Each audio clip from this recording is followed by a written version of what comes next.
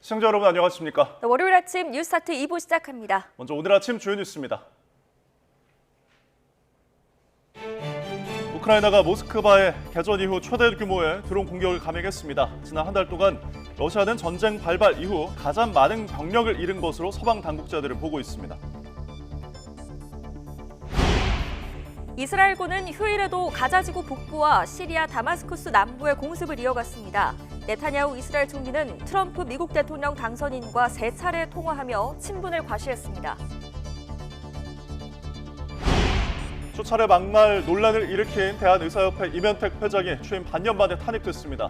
의협은 당분간 비대위 체제로 운영되는데 오늘 출범하는 여야 의정협의체에 참여할지 관심입니다. 40대 아들이 아버지의 시신을 냉동고에 숨긴 채 진행한 이혼 소송이 당사자도 없는데 이미 대법원에서 확정 판결이 난 것으로 YTN 취재 결과 확인됐습니다.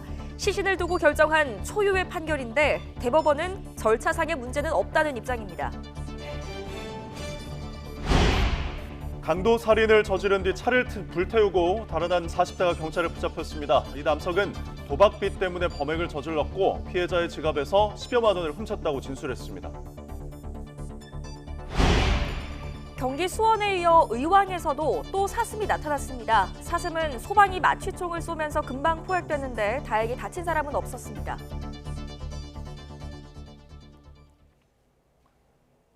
네, 우크라이나와 러시아가 장군, 멍군식 드론 공격을 주고받았습니다. 특히 러시아 심장부 모스크바에는 개전 이후 최대 규모의 공격이 이루어졌는데 서방 당국자들은 10월 한 달 동안 러시아군이 하루 평균 1,500명이 숨지거나 다쳤다고 보고 있습니다. 홍주혜 기자입니다. 이미 불길이 집어삼킨 주택에서 시커먼 연기가 뿜어져 나옵니다. 사람들은 그저 바라보고 있을 수밖에 없습니다. 우크라이나가 러시아 수도 모스크바를 겨냥해 무더기 드론 공격을 감행했습니다. 러시아 국방부가 모스크바 상공에서 격추했다고 주장한 것만 34대. 개전 이후 모스크바에 대한 최대 규모 드론 공격입니다.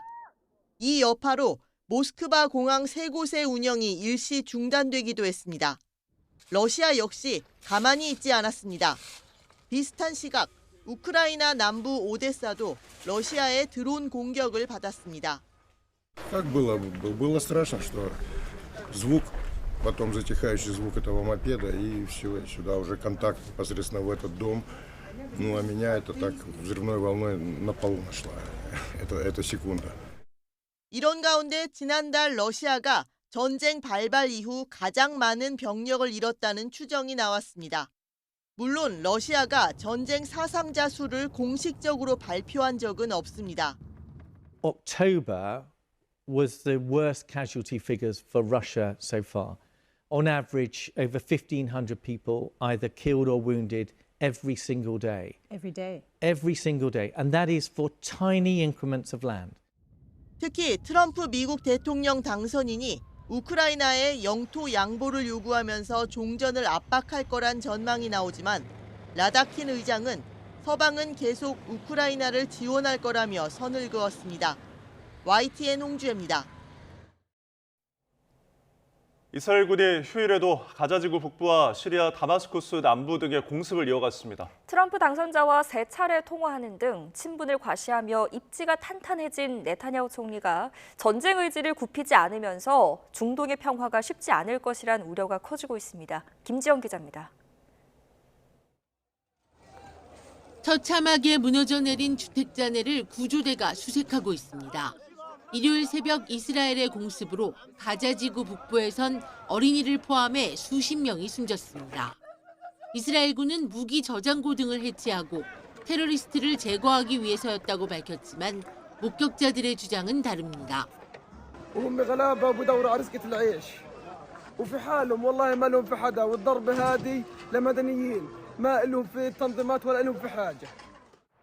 이스라엘군은 같은 날 시리아 수도 다마스쿠스 남쪽 주거용 건물도 폭격해 수십 명의 사상자가 발생했습니다. 이 지역은 지난 4일 이스라엘 공군이 시리아에 있는 친이란 무장단체 헤즈볼라의 정보본부 시설을 겨냥해 공습했다고 밝힌 곳입니다. 이스라엘군은 지난해 10월 가자 전쟁을 촉발한 하마스의 이스라엘 기습 공격 이후 시리아에 대한 공습을 강화해 왔습니다. 안보 책임론으로 한때 궁지에 몰렸던 네타냐후 이스라엘 총리는 눈엣가시였던 국방장관을 최근 경질하고 충성파를 안치며 입지가 탄탄해졌다는 평가가 나옵니다. 특히 트럼프 미국 대통령 당선인의 승리를 역사상 가장 위대한 복귀라고 부르며 축하한 데 이어 최근 며칠 사이 3차례 통화했다며 친분을 과시했습니다. אלה היו שיחות טובות וחשובות מאוד. שיחות שנועדו להדק עוד יותר את הברית האיתנה בין ישראל לארצות הברית. אנחנו רואים עין בעין את האיום האיראני על כל מרכיביו ואת הסכנה שנשקפת ממנו. 네타냐후 총리는 총 17년간 이스라엘을 이끌고 있는데 강경 정책으로 유권자의 지지를 받으면서 2026년 임기를 넘겨 재집권할 수도 있다는 전망까지 나옵니다. 전쟁 의지를 굽히지 않는 네타냐후 총리가 위기를 넘기고 탄력을 받으면서 중동 전쟁이 한층 격해질 거라는 우려도 커지고 있습니다. YTN 김지영입니다. 이스라엘이 지난 9월 레바논 전역에서 무선 호출기와 무전기가 동시에 폭발해 수십 명이 숨진 데 관여했다고 처음으로 인정했습니다. 베냐민 네타냐후 이스라엘 총리는 자신이 레바논에서 이뤄진 무선 호출기 작전을 승인했다는 사실을 현지 시간 10일 확인했다고 오메르 도스트리 총리실 대변인이 AFP에 밝혔습니다. 앞서 지난 9월 17일과 18일 레바논 전역에서 무선 호출기와 무전기가 동시다발적으로 폭발해 3천여 명이 숨지거나 다쳤습니다. 그러자 레바논의 친이란 무장정파 헤즈볼라는 폭발 사고의 배후로 이스라엘을 지목하고 복수하겠다고 공언해 왔습니다. 트럼프 미국 대통령 당선인이 김정은 북한 국무위원장과의 친분을 강조해왔지만 취임 이후에는 북한을 더 다루기 어려워질 것이란 전망이 나왔습니다. 미 CNN 방송은 북한이 러시아 지원을 위해 우크라이나 전쟁에 군 병력을 파견한 데다 대선 전 미국 전역 타격이 가능한 대륙간 탄도미사일 ICBM 시험 발사를 강행했다며 이같이 보도했습니다. 또 한국 윤석열 정부가 강경 대북 정책을 고수하고 있어서 북한 핵 미사일 등 무기 프로그램을 억제하기 위한 북미 간의 합의 도출이 더욱 어려워졌다고 분석했습니다. 러시아에 파병된 북한 군인들이 이른바 총알바지로 전락할 위험에도 불구하고 선회된 충성심과 굶주림 때문에 기꺼이 파병에 자원할 가능성이 높다는 보도가 나왔습니다. 현지 시간 10일 미 일간 월스트리트 저널에 따르면 군인 출신 탈북자들은 러시아에 파병된 북한 군인들이 이친인 충성심과 결의는 단순한 용병이나 총알바지 이상의 의미를 지닌다며 이같이 전했습니다. 2019년 탈북한 군인 출신 탈북자 유성현 씨는 이 매체와의 인터뷰에서 만약 자신이 복무 중에 러시아 파병 명령을 받았다면 오히려 감사해하며 명령을 따랐을 것이라고 말했습니다. 이달 들어 북한의 위치 정보 시스템 전파 방해 활동으로 일어난 장애 신고가 모두 331건 접수된 것으로 확인됐습니다. 과학기술정보통신부는 최근 GPS 전파 혼신 상황에 대해 북한 개풍과 해주 방향에서 유입된 신호가 계속 탐지되고 있다고 설명했습니다. 지난 1일부터 어제 오전 11시까지 GPS 신호 수신 장애 접수 내용을 보면 항공기가 279건, 선박이 52건이었으며 운항 사고 등 피해는 없었습니다. 미국의 사이버 안보를 책임졌던 전직 고위 관료가 북한이 랜섬웨어를 이용한 사이버 공격으로 북한의 국내 총생산 GDP의 25%에 해당하는 돈을 버는 것으로 추정된다고 아사히 신문이 보도했습니다. 폴 나카손의 미국 전 국가보안국 국장은 지난 7일 도쿄에서 현지 언론에 이같이 밝혔습니다. 나카손의 전 국장은 랜섬웨어를 이용한 사이버 공격은 북한이 가장 잘하는 것이라며 GDP의 4분의 1을 이런 활동으로 얻은 것으로 추정할 수 있다고 말했습니다. 유엔 안보리 산하 대북제재위원회는 2017년에서 2023년 북한이 가상자산 등 사이버 탈취로 30억 달러, 우리 돈 4조 원을 획득한 것으로 추산했습니다. 트럼프 미국 대통령 당선인의 대선 승리 이후 강세를 이어가고 있는 가상화폐 대장 비트코인이 하루 사이 연달아 사상 최고가를 갈아치우고 있습니다. 미국 가상화폐 거래소 코인베이스 자료를 보면 미국 동부 시간 10일 낮 1시 25분 비트코인 한 개당 가격은 24시간 전보다 6.22% 오른 81,110.99달러에 거래됐습니다. 비트코인 가격은 같은 날 오전 7시쯤 사상 처음으로 8만 달러를 넘은 데 이어 초강세를 이어가고 있습니다.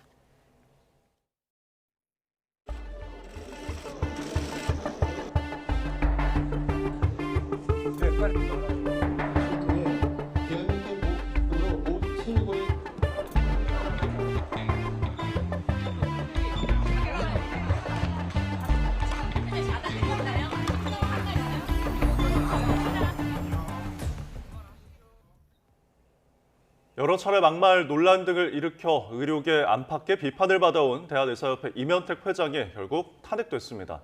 의협대의원회는 어제 오후 서울 용산구 의협회관에서 임시 대의원 총회를 열고 임 회장 불신임안을 표결에 붙였습니다. 참석 대의원 224명 가운데 170명 75.8%가 탄핵안에 찬성표를 던졌고 반대 쉼표, 기권 4표로 임 회장 불신임안이 가결됐습니다. 이에 따라 지난 5월 취임한 임 회장은 6개월여 만에 중도 퇴진하게 됐습니다. 대한의사협회 임현택 회장이 탄핵당하면서 의협은 당분간 비상대책위 체제로 운영됩니다. 의협은 내일 오후 4시까지 비대위원장 후보 등록을 받고 모레 저녁 대의원 온라인 투표로 비대위원장을 선출할 예정입니다. 의협은 또 보궐선거 절차를 단축해서 임 회장 탄핵에 따라 공석이 된 차기 수장을 연말까지 새로 뽑을 방침입니다. 네, 전해드린 대로 대한의사협회는 전공의와 의대생 단체가 요구한 대로 임현택 회장을 탄핵했습니다. 네, 이제 새 지도부가 요지부동인 이들을 설득해서 10개월째 이어진 의정 갈등 해결에 물꼬를 트고 또 정부와의 대화를 재개할 수 있을지 관심입니다. 권민석 기자입니다. 지난 7일 박단 대표를 비롯한 전공의 90명은 의사협회에 임현택 회장 탄핵을 공개 요청했습니다. 이해와 소통이 가능한 새 회장을 필두로 전공의가 의협과 상호 연대할 수 있게 해달라고 촉구했습니다. 이튿날엔 의대생 단체도 임 회장을 믿을 수 없다며 불신임안이 통과되길 바란다고 밝혔습니다. 의협대의원회가 압도적 찬성으로 임 회장을 탄핵하면서 일단 전공의, 의대생 요구에 화답한 모양새가 됐습니다. 박단 대표도 탄핵 결정 직후 SNS에 관련 기사를 공유하며 환영의 뜻을 나타냈습니다. 사필 규정이라고 생각하고요. 앞으로 어떻게 할지는 또 논의해 보겠습니다. 의료계 안팎에선 새 리더십을 통해 전공의 의대생 소통 채널을 복구하는 등 의정 대립의 돌파구를 기대하는 시선이 적지 않습니다. 전공의가 많이 들어가는 게 도움이 될 것 같습니다. 들어가면 그분들의 의견이 전달되기 때문에 지금 말했듯이 비대위원장 혼자서 모든 걸 결정하거나 이런 건 생기지 않을 수가 있어서 특히 개문발차 형식으로 출범하는 여야 의정 협의체 참여 여부도 관심입니다. 현재까지 대한의학회와 의대, 의전원협회만 참석하고 유일한 법정 의사단체인 의협은 불참을 선언해 반쪽 논의에 그칠 우려가 큽니다. 당장 전공의와 의대생의 극적인 변화를 기대하긴 이르단 신중론이 우세하지만 새 지도부가 관계 개선을 통해 이들과 함께 대화의 장으로 나선다면 어떻게든 해법을 모색해 볼 수 있습니다. 다만 내년도 의대 정원을 전면 백지화하라는 의료계 입장과 재조정 불가를 고수하는 정부 사이 간극이 여전히 큽니다.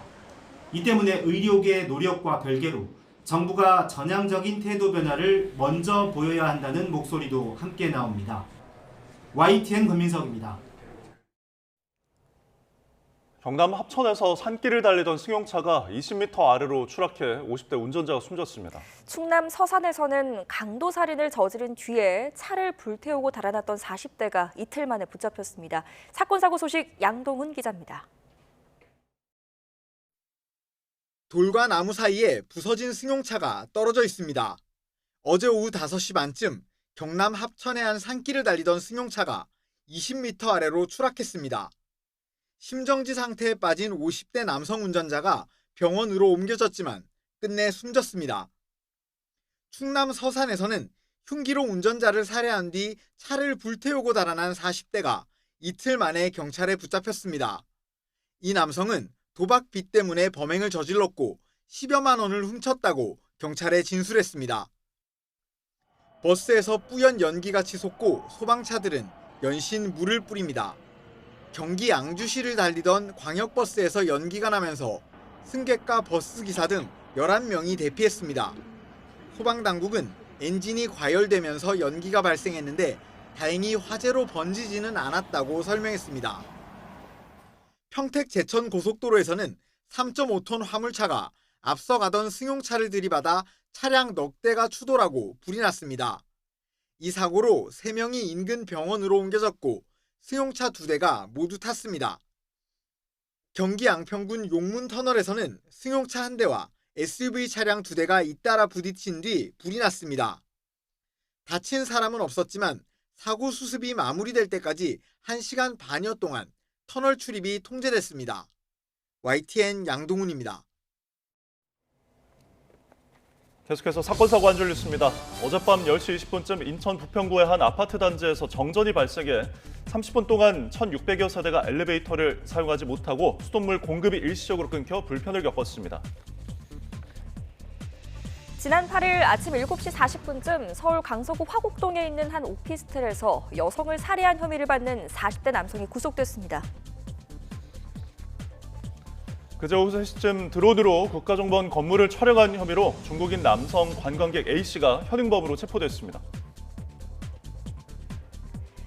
2020년 9월부터 2022년 7월까지 서로 역할을 나눠서 서류 조작과 뒷돈 등을 통해 새마을금고에서 200억 원에 가까운 거액의 사기 대출을 받은 일당이 재판에 넘겨졌습니다.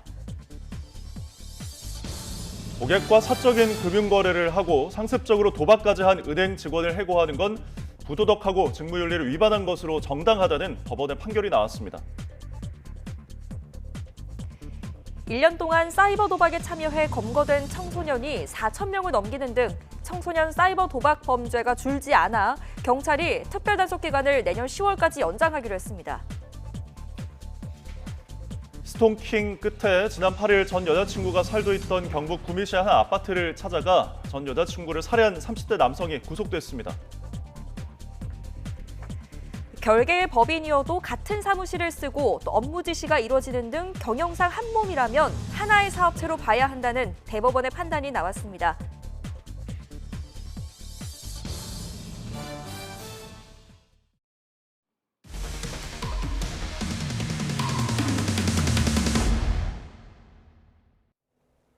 네, 40대 아들이 아버지의 시신을 냉동고에 숨긴 채 진행한 이혼 소송이 별다른 의심 없이 대법원에서 확정 판결이 났습니다. 시신을 상대로 내린 초유의 선고인데 대법원은 절차상 문제가 없었다는 입장입니다. 신규혜 기자입니다. 아버지의 시신을 냉동고에 1년 넘게 숨겨온 아들 A씨는 아버지가 살아있는 척 의붓 어머니와 소송을 이어갔습니다. 부모의 이혼 소송이 진행 중인 상황에서 아버지가 생존한 채 판결이 확정되면 재산을 독차지했을 가능성이 크기 때문입니다.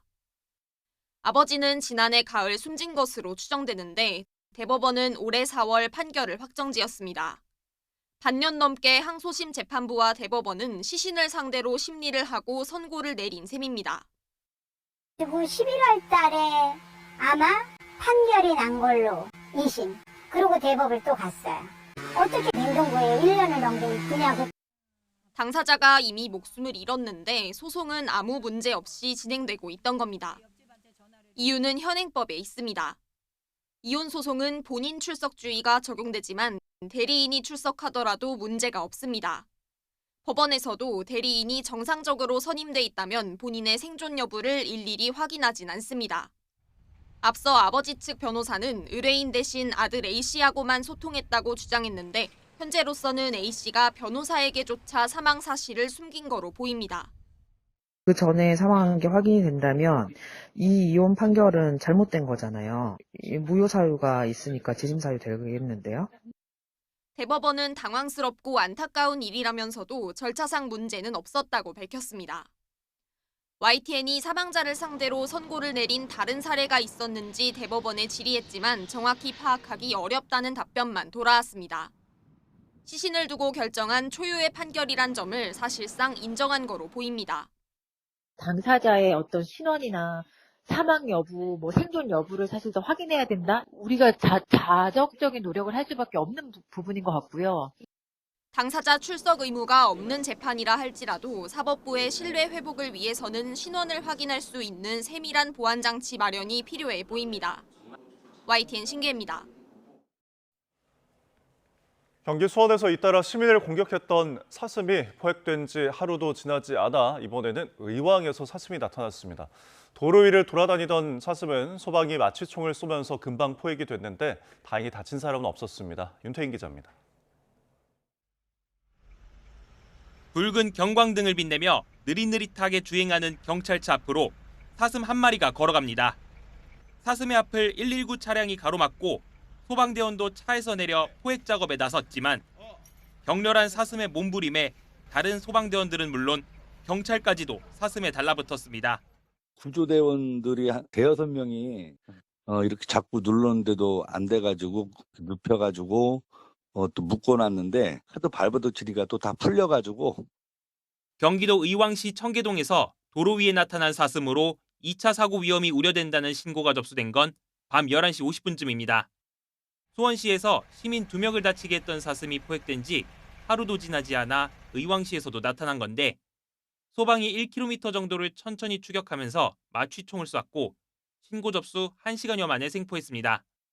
다행히 시민과 소방대원들을 포함해 다친 사람은 없었고 소방은 사슴을 의왕시로 인계했습니다.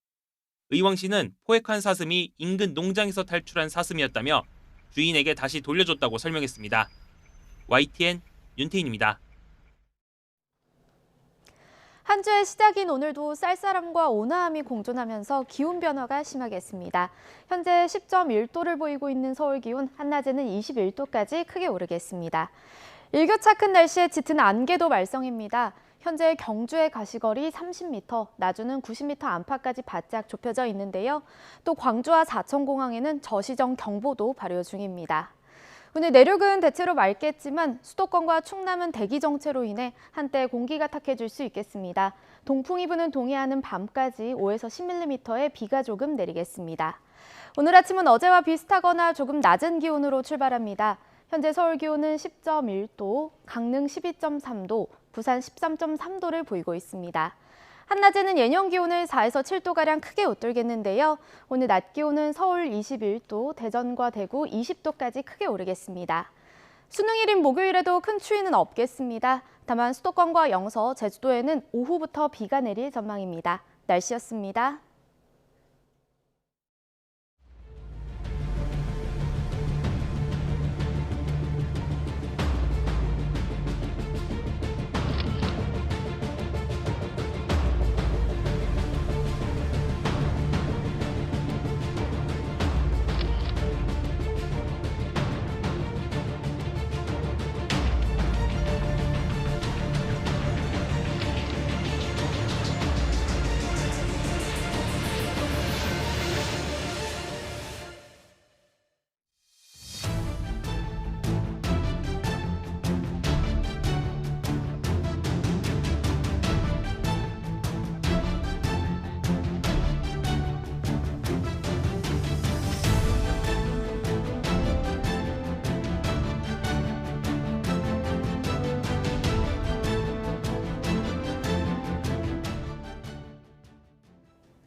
윤석열 대통령이 미국 트럼프 행정부 출범에 대비해 선제적으로 금융과 통상, 산업 분야의 회의체를 가동하라고 지시했습니다. 미국의 관심과 수요를 반영해서 조선업을 포함한 다양한 경제협력 분야도 발굴하고 또 안보에 있어서는 북한 비핵화를 흔들림 없이 추진하는 한미동맹을 강조했습니다. 조용성 기자입니다. 두 달 앞으로 다가온 미국의 새 행정부 출범에 대비해 윤석열 대통령이 경제안보 점검회의를 주재했습니다. 트럼프 당선인의 공약에 따라 대외 여건이 변화할 것으로 보고 우리 경제와 안보에 미치는 영향을 따져보기 위해서입니다. 윤 대통령은 우선 치밀한 준비가 필요하다며 경제부총리를 컨트롤타워로 하는 금융, 통상, 산업 3대 분야 회의체 가동을 지시했습니다. 회의체를 좀 즉시 가동해서 지금 행정부가 출범을 한 후가 아니라 이제 예상되는 정책 기조가 있기 때문에 시장을 점검하고 빈틈없이 좀 대비를 해주기 바랍니다. 특히 윤 대통령은 가장 큰 변화가 예상되는 통상 분야에서 업계와의 소통을 강조했고 대통령실 관계자도 트럼프 정부의 관세 정책과 관련해 모든 가능성을 염두에 두고 대비하겠다고 말했습니다. 또 화석연료의 유연한 정책이 예상되는 만큼 우리의 석유화학 분야도 회복될 것이란 기대도 나왔습니다. 동맹국 간 협력을 통해 인공지능과 첨단 바이오 같은 미래전략 산업 협력도 강조됐습니다. 안보 분야는 한미동맹을 기반으로 북한 비핵화 목표를 흔들림 없이 추진하는 가운데 핵 기반 한미동맹을 공고히 발전시켜 나가겠다고 밝혔습니다. 그러면서 8.15 통일 독트린에 기반한 우리의 대북 정책이 미국 차기 정부의 대북 정책 수립 과정에 잘 융합될 수 있도록 협의할 계획입니다. 특히 한미일 협력이 트럼프 일기 때 씨앗이 뿌려졌다며 앞으로 한미일 협력 모멘텀이 이어질 것으로 보고 있습니다. 바이든 행정부에 들어 한미일 협력이 한층 진전되었지만 그 씨앗은 과거 트럼프 행정부 일기 때 뿌려진 것으로 앞으로도 한미일 협력의 모멘텀이 잘 이어질 것으로 기대하고 있습니다. 대통령실은 윤 대통령이 임기 반환점을 맞아 첫 경제안보 관련 점검회의를 한 것에 의미를 두고 미국의 새 행정부 출범 전까지 위험과 기회 요인을 수시로 점검해 나갈 계획이라고 밝혔습니다. YTN 조용성입니다. 국민의힘은 윤석열 대통령의 임기 반환점을 맞아 오늘 국회에서 윤석열 정부 전반기 국정성과를 보고하고 향후 과제를 논의하는 토론회를 엽니다. 당 정책위원회가 주최하는 이번 행사는 임기 반환점을 계기로 당정 간 협력을 다짐하는 차원에서 기획됐다고 당 관계자가 전했습니다. 행사에는 국민의힘 한동훈 대표와 추경호 원내대표를 비롯한 의원들과 사무처 당직자, 또 보좌진 등이 참석하고 정부에선 방기선 국무조정실장이, 민간에서는 박광국 정부 업무평가위원회 민간위원장이 발제자로 나섭니다. 이번 주 더불어민주당 이재명 대표의 공직선거법 위반 혐의 사건 1심 선고가 예정됐습니다. 이번 선고 결과에 따라 이 대표의 정치적 입지는 물론 또 향후 대권 가도에도 영향이 불가피할 것으로 보입니다. 김다연 기자입니다. 제1야당 대표 지위로 4개 재판을 소화하고 있는 민주당 이재명 대표가 이번 주 금요일 첫 선고를 받습니다. 이 대표는 대선 후보이던 2021년 12월 대장동 개발 비리 의혹과 선을 긋기 위해 사업 핵심 실무자인 고 김문기 씨를 성남시장 재직 때는 몰랐다고 거짓 인터뷰를 한 혐의로 재판에 넘겨졌습니다. 김문기 처장은 개인적으로 시장 재직 때 좀 아셨습니까? 아니면 어떻습니까? 제가 시장 재직 때는 몰랐고요. 예. 그러니까 뭐 하위 직원이었으니까. 또 같은 해 10월 경기도 국정감사에서 백현동 개발 특혜 의혹과 관련한 질문에 국토부가 직무유기로 문제 삼겠다고 협박해 어쩔 수 없이 용도 변경을 했다는 취지로 허위 발언한 혐의도 받습니다. 이 대표 측은 재판 과정에서 모른다는 주관적인 표현이고 직무유기 발언은 정확한 용어가 떠오르지 않아 얼버무렸던 것이라며 고의성이 없었다고 주장했습니다. 그러나 검찰은 결심 공판에서 선거 공정성과 민주주의라는 헌법 가치를 지키려면 지위가 높고 낮음을 가리지 말고 엄중한 처벌이 필요하다며 이 대표에게 징역 2년을 구형했습니다. 또 이 대표의 지위 등 사법적 영역이 아닌 사항을 고려하지 않고 오로지 범행의 중대성과 죄질, 범행 결과 등을 기준으로 구형했다고도 강조했습니다. 이 대표가 공직선거법 위반 혐의로 벌금 100만 원 이상의 형을 선고받고 대법원에서 그 형이 확정되면 국회의원직을 잃고 향후 5년 동안 피선거권을 박탈당합니다. 반대로 법원이 무죄로 판단할 경우 검찰은 무리한 기소라는 역풍에 휘말릴 수 있습니다. 이 대표 선고 하루 전에는 배우자 김혜경 씨의 법인카드 유용 혐의 1심 선고도 예정됐는데 이번 주 이딴 선고 결과에 따라 이 대표의 정치적 입지는 물론 향후 대권 가도에도 중대한 영향을 미칠 수밖에 없습니다. YTN 김다현입니다. 국민의힘은 더불어민주당 이재명 대표의 1심 선고 공판을 앞두고 내일 긴급대책회의를 열기로 했습니다. 국민의힘은 이번 회의를 통해 민주당의 방탄국회 우려를 규탄하고 1심 판결의 생중계를 법원에 거듭 촉구할 예정이라고 당 관계자가 전했습니다. 회의에는 한동훈 대표, 추경호 원내대표, 김상훈 정책위 의장, 서범수 사무총장과 당 소속 국회 법제사법위원회 위원들이 참석할 예정입니다. 이 대표의 공직선거법 위반 혐의 1심 선고는 오는 15일, 위증교사 혐의 관련 1심 선고는 25일 진행됩니다. 서울고등검찰청이 김건희 여사의 도이치모터스 주가 조작 의혹 사건 기록을 넘겨받고 무혐의 처분이 적절했는지 다시 살펴봅니다. 앞서 심우정 검찰총장은 사건이 서울고검으로 넘어오면 수사 지휘권을 행사하겠다고 밝혔는데 야당의 특검 압박 속에 검찰이 어떤 판단을 내릴지 주목됩니다. 우철희 기자입니다. 김건희 여사의 도이치모터스 주가 조작 의혹을 고발한 최강욱 전 더불어민주당 의원은 지난달 검찰의 무혐의 처분에 불복해 항고했습니다. 검찰이 증거를 외면하고 거짓 브리핑까지 했다며 재수사가 필요하다고 주장했습니다. 압수수색 한 번을 안 하고서 영장을 청구했다는 거짓말까지 한 이유는 명백하지 않겠습니까? 그 방조범의 요건을 피해 나가기 위해서 아주 열심히 잔머리를 굴리고 교묘하게 말을 비튼 흔적들이 너무 많습니다. 항고장을 검토한 서울중앙지검은 재수사할 이유가 없다고 보고 최근 사건 기록 등을 상급 검찰청인 서울고검에 보냈습니다. 서울고검은 사건을 조만간 배당하고 재수사가 필요한지 본격 검토할 예정입니다. 이번 항고 사건은 심우정 검찰총장이 직접 지휘할 전망입니다. 지난 2020년 추미애 당시 법무부 장관은 도이치 사건과 관련해 서울중앙지검 수사 단계에서는 검찰총장의 수사 지휘권을 박탈했습니다. 심 총장은 지난달 국정감사에서 사건이 고검으로 넘어가면 지휘권을 다시 행사하겠다고 직접 언급했습니다. 제가 그 수사 결과에 대해서 동의 여부를 제 개인적 의견을 지금 말씀드리지 못하는 것은 사실은 말씀하신 대로 항고가 예정되어 있습니다. 항고가 되면은 결국 제가 수사 지휘권을 행사해서 만약 서울고검이 서울중앙지검 수사에 문제가 있다고 판단한다면 재기 수사나 공소제기 명령 등을 내릴 수 있습니다. 민주당이 이번 주 김 여사 특검법을 처리하겠다며 공세를 펴는 가운데 공을 넘겨받은 서울고검이 어떤 판단을 내릴지 이목이 쏠립니다. YTN 우천입니다. 국민의힘이 국회 본회의가 예정된 오는 14일 의원총회를 열고 특별관찰관 후보 추천을 비롯한 현안을 논의합니다. 김상훈 정책위 의장은 국회 기자간담회에서 표결 처리나 당의 갈등을 불러일으킬 수 있는 건 지양하는 방향으로 할 거라며 이같이 밝혔습니다.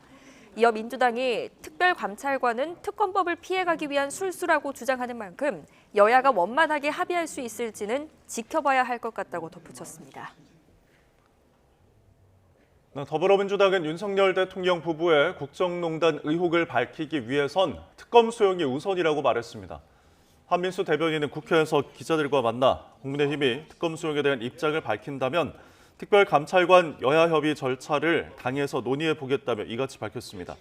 이어 앞으로 있을 비위를 예방하는 데 역점을 둔 특별감찰관 제도로는 지금의 성난 민심과 국민 요구에 전혀 부응할 수 없다고 강조했습니다. 대한체육회 비위를 조사해온 국무조정실 정부합동공직복무점검단이 이기흥 회장의 비위 혐의를 확인하고 관련자 8명을 경찰에 수사 의뢰하기로 했습니다. 이 회장에 대해서는 부정 채용과 또 금품 수수 등의 혐의가 적용됐는데 이번 조사 결과가 체육회 차기 회장 선거에 영향을 미칠지도 주목됩니다. 김문경 기자입니다. 이기흥 대한체육회장의 혐의 가운데 하나는 부정 채용 의혹입니다. 자녀의 대학 친구 A씨를 돕기 위해 자격 요건을 완화하도록 여러 차례 지시한 것으로 나타났습니다. 국가대표 경력과 2급 전문 스포츠 지도자 자격이 필요한 자리였는데도 자격 요건을 삭제하고 공고를 내 A씨가 채용됐다고 공직복무점검단은 밝혔습니다. 체육회장의 지시를 받은 선수촌 고위 간부는 면접위원으로 참여해 체육회장이 지정한 특정인에게 응시자 중 최고 점수를 부여한 사실도 확인했습니다. 이 회장은 또 한 스포츠 종목단체 회장에게 선수 제공용 보양식과 경기복 구매 비용 8천만 원을 대납하게 한 혐의도 받고 있습니다. 이 단체 회장은 파리올림픽 관련 주요 직위를 희망한 뒤 직위를 받았는데 점검단은 청탁금지법 위반 등의 혐의에 해당한다고 전했습니다.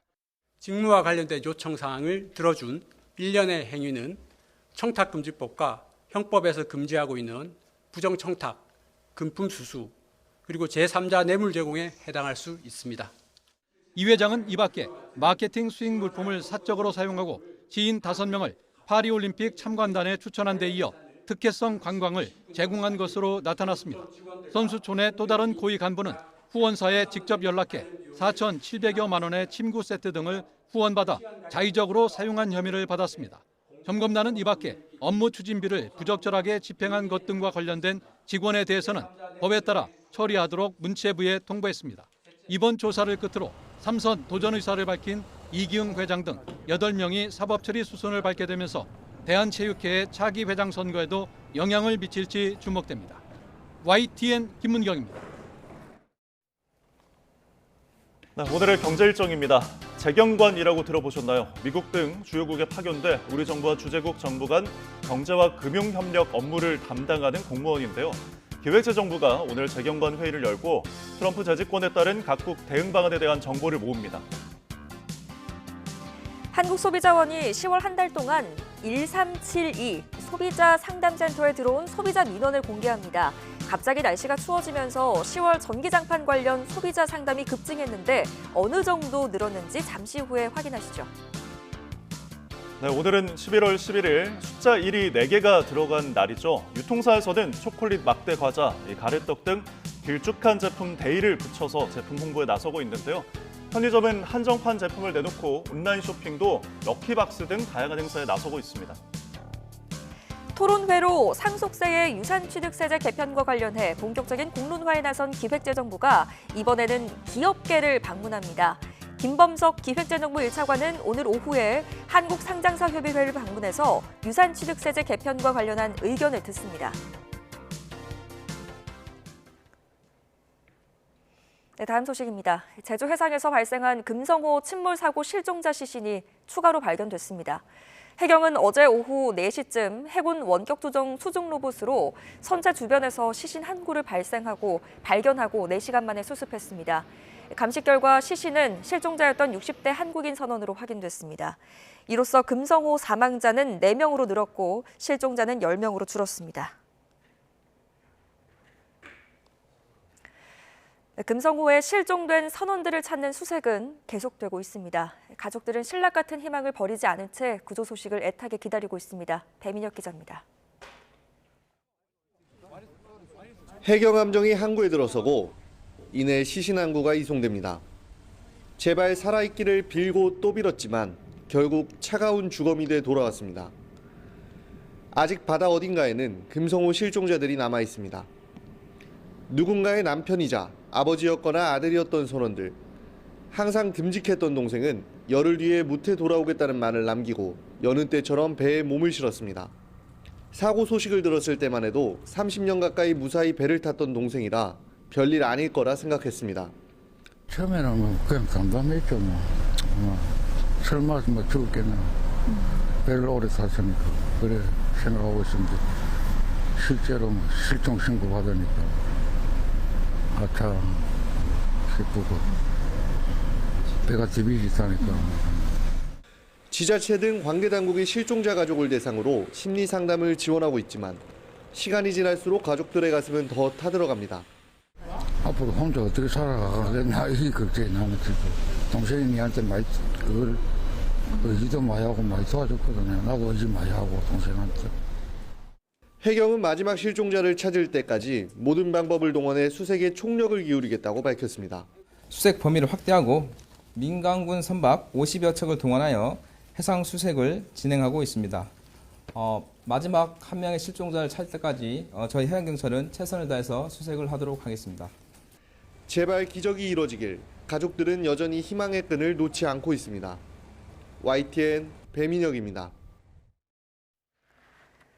네, 어제 경북 포항시에 있는 포스코 포항제철소에서 큰 불이 나 5시간 만에 꺼졌습니다. 포스코 측은 이번 화재로 포항제철소의 철강 생산에 미칠 영향은 크지 않다고 밝혔는데 진화 작업이 마무리된 만큼 정확한 원인을 분석해서 복구 계획을 세울 것으로 보입니다. 김태민 기자입니다.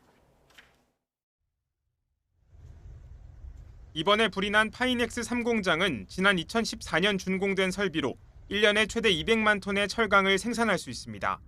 가루 형태의 철광석과 석탄을 녹여 쇳물을 만드는 구조인데 구체적 화재 발생 지점은 원재료가 한데 모이는 용융로의 주변 설비로 추정됩니다. 포스코 측은 화재 현장 조사가 마무리된 후 구체적 원인과 복구 시점을 파악할 수 있을 것으로 보고 있습니다. 이번 화재로 포항제철소 전체 조업량에 차질을 빚는 일은 없을 거라고 밝혔습니다.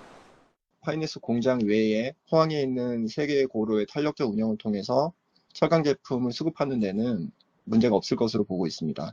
재산 피해나 화재 원인 등에 대해서는 조사 중이고 사고 수습에 만전을 기하도록 하겠습니다. 포항제철소의 순환은 이번이 처음이 아닙니다. 지난 2022년 9월엔 태풍 흰남노가 쏟아낸 폭우로 제철소 대부분이 물에 잠기는 피해를 입어 135일 만에 완전 복구가 이뤄졌습니다. 다만 이번 화재의 경우 자연재해와는 무관한 만큼 핵심 설비의 안전관리에 문제가 없었는지 철저한 조사가 필요할 전망입니다. YTN 김태민입니다.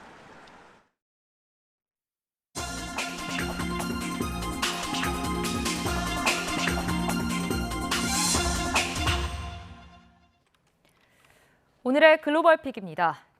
오늘 특별국회에서의 총리 지명 선거가 치러지는데 야권 후보 단일화가 이뤄지지 않아 이시바 총리의 유임이 유력합니다. 이시바 총리는 총선 참패 원인으로 꼽히는 비자금 스캔들 관련법 재개정에 나서며 신뢰 회복과 지지율 반등에 집중할 것으로 보입니다. 도쿄 김세호 특파원의 보도입니다. 이시바 총리의 운명을 결정하는 특별국회에서의 총리 지명 선거. 하지만 이시바 총리가 제103대 총리로 재선출될 가능성이 유력하다고 일본 언론들은 내다봤습니다. 여당이 총선에서 중의원 과반에 실패했지만 야당들이 후보 단일화를 하지 못했기 때문입니다. 이시바 총리는 재선출되면 같은 날 내각 구성을 마치고 제2차 이시바 내각을 출범할 예정입니다. 최우선 과제는 여당의 신뢰 회복이 될 전망입니다. 총선 참패의 최대 원인인 비자금 스캔들과 관련해 정치자금 규정법 재개정을 서두를 방침입니다. 이를 위해 야당 대표들을 개별적으로 만나 재개정 협력을 요청할 예정입니다. 지난 6월에 한 차례 개정된 법안은 정치자금 모금 행사에서 판매하는 파티권 구매자 공개 기준을 낮추는 내용을 담았습니다. 하지만 정책 활동비 폐지와 기업 단체 헌금 금지 등이 빠져 있어 미봉책이라는 비판이 잇따랐습니다. 이시바 총리는 지난달 총선 패배 직후 정책 활동비 폐지와 제3자 기관 설치 등의 신속한 이행을 강조했습니다. 改正政治資金規正法に基づく第三者機関の早期の設置といった政治改革について党派を超えた議論を行い、速やかにその実現を図っていく必要があります。 하지만 비자금 연루로 무소속으로 출마해 당선된 의원 6명을 자민당에 복당시키면서 정치 개혁에 대한 의구심은 여전히 큽니다. 총리직을 유지하더라도 지지율 상승의 계기를 마련하지 않으면 당장 당내에서 교체 움직임에 직면할 수 있습니다. 여기에 내년 미국 트럼프 새 정부가 들어선 이후 외교 안보, 경제에 미칠 파장도 이시바 2차 내각의 커다란 도전이 될 전망입니다. 도쿄에서 YTN 김세호입니다. 지난달 말 대홍수로 200명 넘는 막대한 사망자가 나온 스페인에서 당국의 부실 대응을 규탄하는 대규모 시위가 벌어졌습니다. 10만 명이 넘는 성난 시위대가 진흙을 던지며 책임자 사퇴를 촉구했고 일부 시위대는 경찰과 충돌하기도 했습니다. 보도에 정유신 기자입니다. 스페인 동부 발렌시아 광장에 성난 시민들이 쏟아져 나왔습니다. 200명이 넘는 희생자가 발생한 대규모 홍수 참사에 대한 부실 대응 책임을 묻기 위해서입니다. 참가자들은 숨진 희생자를 상징하는 진흙이 묻은 장화와 꽃을 넣고 추모했습니다. Salí ya no podía coger el coche, se lo llevó el agua, se subió al tejado y no pudo decir a nadie que fueran a por él. Es una vergüenza, queremos que dimitan. 시위 참가자들은 마를로스 마손 주지사를 향해 살인자라며 즉각 퇴진을 촉구했습니다. 또 시청 건물로 몰려가 진흙을 던지고 희생자를 의미하는 손자국을 남겼습니다. 시위가 끝날 무렵 일부 참가자가 의자를 던지며 시청 진입을 시도하다 경찰과 충돌했습니다. 경찰들이 방패와 경찰봉을 휘두르며 강제 진압에 나섰고 일부 시위 참가자가 연행되기도 했습니다. 지난달 29일 스페인 동남부를 강타한 홍수로 지금까지 220명이 숨졌고 사망자 대부분이 발렌시아 주에서 나왔습니다. 8시간 동안 1년치 폭우가 쏟아졌지만 긴급 대피 재난 문자가 발송된 건 12시간이 지나서였습니다. 선진국에서 드문 대규모 홍수 참사에 대해 현지 언론들은 연일 당국의 부실 대응을 지적하고 있습니다. Estuvo desaparecido, nadie sabe dónde estaba, ahora son especulaciones que si estaba, que si no estaba, que si no le llamaban, todo una mentira detrás de la otra está sacando, entonces opino que es un incompetente totalmente. 앞서 피해 지역을 찾았던 펠리페 6세 스페인 국왕과 산체스 총리도 분노한 주민들에게 진흙 봉변을 당하기도 했습니다. 이후 발렌시아 외에도 수도 마드리드와 알리칸테 등 다른 대도시에서도 정부를 규탄하는 시위가 확산하고 있다고 외신들은 전했습니다. YTN 정신입니다. 멕시코에는 술집에서 총기 난사 사건이 발생해 10명이 숨졌습니다. 현지 시간 9일 밤 멕시코 중부 케레타로주에 있는 술집에 괴한 4명이 들어와 무차별적으로 총을 쏘면서 10명이 숨지고 13명이 다쳤습니다. 당국은 괴한들이 타고 달아난 차량의 번호판을 토대로 용의자의 신원을 특정했고 최소 1명을 체포했다고 밝혔습니다. 타이완 공영방송 공공전시문화사업 기금회 PTS가 운영하는 영문 채널이 도널드 트럼프 미국 대통령 당선인을 중범죄자로 지칭해 논란이 일고 있습니다. 지난 6일 미 대선 보도 과정에서 미국은 최초의 여성 대통령과 유죄 판결을 받은 중범죄자 사이에서 중범죄자 쪽으로 기운 것으로 보인다는 기자 언급을 영상으로 내보냈습니다. 이 영상은 홈페이지와 유튜브에서 금방 삭제됐습니다. 독일 통일의 물꼬를 튼 베를린 장벽 붕괴 35주년을 맞아 수만 명이 운집한 가운데 다양한 기념 행사가 진행됐습니다. 현지 시간 9일 울라프 숄츠 독일 총리는 베를린 장벽 붕괴 35주년을 기념하며 이날은 우리 독일인이 오늘까지도 여전히 감사하는 행운의 날이라고 밝혔습니다. 카이 베그너 베를린 시장도 자유가 없다면 다른 모든 것은 아무것도 아니게 된다면서 자유와 민주주의는 결코 당연했던 적이 없었다고 밝혔습니다. 지금까지 글로벌 픽이었습니다. 다음 소식입니다. 국내 연구진이 유전자 가위를 활용해 폐암을 조기에 진단할 수 있는 기술을 개발했습니다. 폐암 세포가 혈액에 방출하는 극미량의 폐암 유전자를 검출하는 원리인데 40분 안에 환자 16명의 치료를 한 번에 처리할 수 있습니다. 이성규 기자입니다.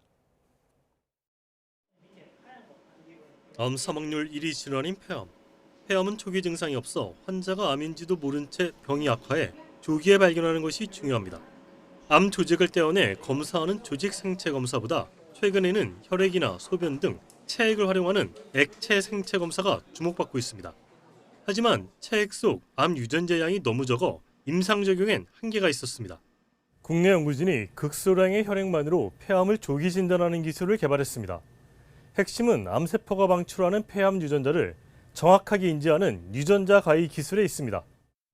암세포가 혈액으로 방출한 미량의 폐량 유전자를 유전자 가위가 인식하고 잘라낸 뒤 이를 대량으로 증폭해 진단하는 원리입니다. 유전자를 증폭해 검출하는 PCR 진단과 원리는 비슷하지만 증폭 과정이 단순해 훨씬 더 효율적입니다. 현재 PCR 기술은 이런 증폭 과정이 온도 변화를 이용해서 반응이 왔다 갔다 하면서 유전자를 증폭하는 저희가 개발한 기술에서는 이런 온도 변화 없이 동일한 온도에서 유전자 증폭이 빠르게 진행될 수 있도록 설계를 하였기 때문에 개발한 진단 기술은 PCR 진단보다 1000배 적은 시료만으로도 검출할 수 있으며 16개의 시료를 40분 만에 동시에 처리할 수 있습니다. 연구진은 국내 바이오 기업과 손잡고 간편하게 휴대해서 진단할 수 있는 소형화 장비를 개발해 상용화할 계획입니다. YTN 사이언스 이성규입니다. 한강 작가의 노벨 문학상 수상 이후 우리 문학 작품에 대한 외국 출판사의 러브콜이 쏟아지고 있습니다. 선인세만 10억 원이 넘는 작품까지 나오고 있는데 노벨 문학상 이후 제대로 대접받는 한국 문학의 위상을 박순표 기자가 취재했습니다. 강지영 작가가 2010년 처음 출간한 여성 액션물입니다. 정육점을 운영하는 50대 여성이 우연히 심부름 센터를 찾았다가 냉혹한 킬러로 변신한다는 내용입니다.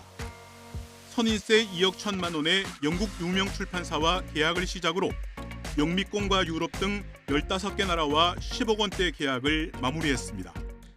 아시아나 남미권에서도 계속 문의가 오고 있기 때문에 아마 수출이 더 확대될 거라고 생각하고 있고, 기본적으로는 서사 이야기가 재미있고요. 공감할 수 있는 보편적인 이야기가 있으면서 한국적인 정서를 깔고 있는 것. 그게 이 책의 가장 장점인 것 같습니다. 웹소설을 주로 쓴 송유정 작가가 처음 종이책으로 내놓은 힐링 장편 소설입니다. 영국의 한 대형 출판 그룹은 작품의 완성도와 가능성을 보고 신예 작가에게 선뜻 1억 원 가까운 선인세를 내놨습니다. 엄마와 딸의 그런 관계를 세계 출판사들이 굉장히 보편적인 감동으로 받아들이더라고요. 이 책을 읽으면서 울었다는 그런 세계 에디터들도 있었고요. 이런 분위기는 지난달 열린 세계 최대 프랑크푸르트 도서관에서도 이어져 영미 유럽 지역을 중심으로 우리 작품에 대한 판권 문의가 서너 배나 늘었습니다. 출판계나 관련 기관도 해외 도서전 참가나 번역 등의 지원 사업을 늘릴 계획입니다. 2014년 런던 그 도서전이죠. 거기에 이제 저희가 한강 작가를 파견하는 거를 지원을 했는데 그 자리에서 이제 데보라 스미스와의 만남이 이루어졌다고. 그래서 교류 사업, 지원 사업의 힘이 이렇게 크다는 것을 다시 느끼게 됐습니다. 90년대 중반에도 이문열의 소설 등 대중성과 작품성을 두루 갖춘 우리 작품이 유럽에서 주목받았지만 얼마 가지 못했습니다. 그런 만큼 노벨문학상이 반짝 특수로 끝나지 않기 위해서는 독서와 문학 저변을 넓힐 수 있는 장기 대책이 함께 마련돼야 한다는 지적도 꾸준히 나오고 있습니다. YTN 박순표입니다. 국내 하나뿐인 국제 지휘 콩쿠르에서 독일 출신 지휘자 시몬 에델만이 우승했습니다. 국립 심포니 오케스트라는 제2회 KNSO 국제 지휘 콩쿠르에서 포그트란트 필하모닉 지휘자로 활동 중인 시몬 에델만이 1위를 차지했다고 밝혔습니다. 우승자에게는 상금 5천만 원과 국립 심포니 정기 공연 등 다양한 무대에서 연주할 기회가 주어집니다. 국내 온라인 동영상 서비스 OTT 콘텐츠를 불법으로 스트리밍하던 누누TV 운영자가 붙잡혔습니다. 문화체육관광부 저작권 범죄과학수사대는 지난 9일 불법 스트리밍 웹사이트 누누TV의 운영자를 검거했다고 밝혔습니다. 운영하던 불법 스트리밍 웹사이트 TV위키와 웹툰 불법 게시 사이트 OK툰 사이트도 즉각 폐쇄됐습니다. 출근길 YTN 날씨입니다. 한 주의 시작인 오늘 짙은 아침 안개가 하늘을 뒤덮고 있습니다. 현재 남부 내륙을 중심으로 가시거리가 200m 안팎, 심한 곳은 경북 경주가 30m 안팎까지 바짝 좁혀져 있는데요.